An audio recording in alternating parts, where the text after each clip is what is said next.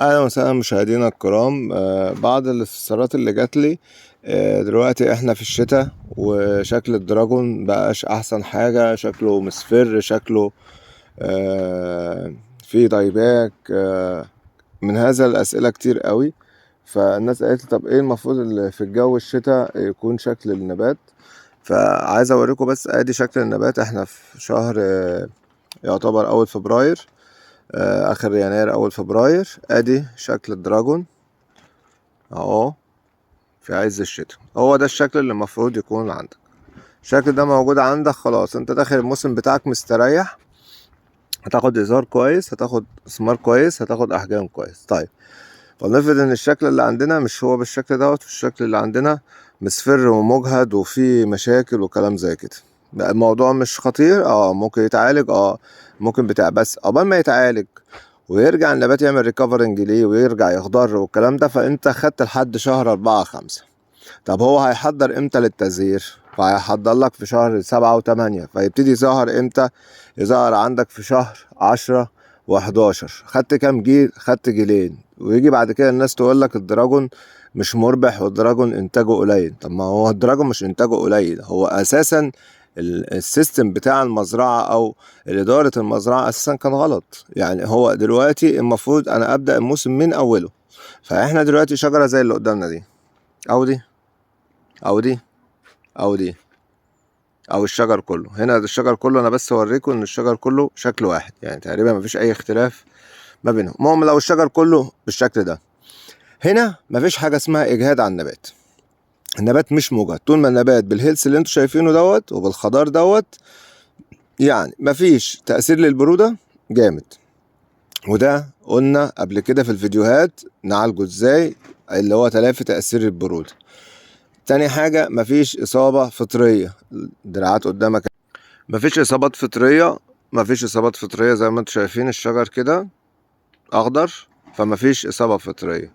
محتوى رطوبة ولا هو شديد ولا هو قليل، اللي هو احتياجات الأساسية للنبات بس. يبقى كده تلافينا كل العيوب اللي موجودة. ولا في برد شديد، ولا في أمراض تعمل ستريس، ولا في مية شديدة تعمل ستريس على الجذور، أو عطش شديد يعمل ستريس على الجذور. فاحنا كده حاطين النبات أكننا حاطينه في مكان حفظ، قاعد ساكت بياكل على قده بيشرب على قده، ولا بردان ولا حران، مفيش أي تفاعلات. بس اول ما يخش علينا الربيع خلاص النبات مش محتاج يعمل ريكفرنج لاي حاجه، مش محتاج يعالج نفسه من اي حاجه، مش محتاج يعمل اي مجهود لاي حاجه. هو هياخد الطاقه بتاعته ويبتدي يخزنها، يبتدي يحول بعد كده عندك نموات خضريه، وبعد كده يبتدي يحول نموات ثمريه، ومن النموات الثمريه لتزهير وعقد بتاع. فتبتدي الموسم بتاعك من شهر 5 او من شهر 6. المزرعه ديت كنا واخدين منها السنه اللي فاتت 9 اجيال. 9 اجيال. فتخيل 9 اجيال هيدوك قد ايه، ولو خدت جيلين هيدوك قد ايه. لان انت عارف حتى لو ارضك كلها ظهرت بالكامل، لو ارضك كلها ظهرت بالكامل وكل العيون اللي احنا شايفينها ديت في الدوابر كلها ظهرت، فلنفرض انها كلها ظهرت في جيل واحد، انت كراجل عايز احجام، غصب عنك هتخف.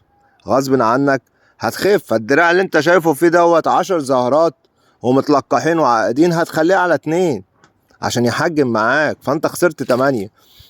الفكرة يا جماعة مش في التزهير مرة واحدة، الفكرة انت تاخد اجيال، وهو ده سر الدراجون. ازاي تعرف تاخد من اول جيل لاخر جيل، مش تاخدهم في جيل واحد وتقول انا ظهرت والدنيا زي الفل وبتاع. لا، من شهر 5 لحد شهر 12 واحد قدرت تاخد اجيال ومش تقيلة، اجيال متوسطة. في كل دول انت كده حققت النجاح في الدراجون. اما تاخد لي تزهير في شهر ولا شهرين وغصب عنك هتخف، او تجيبهم كلهم وتسيبهم رفيعين وما يجيبولكش ساعة، يبقى انت كده مش عامل مانجمنت المزرعة كويس. فهي دي القصة اللي احنا بنتكلم فيها يا جماعة.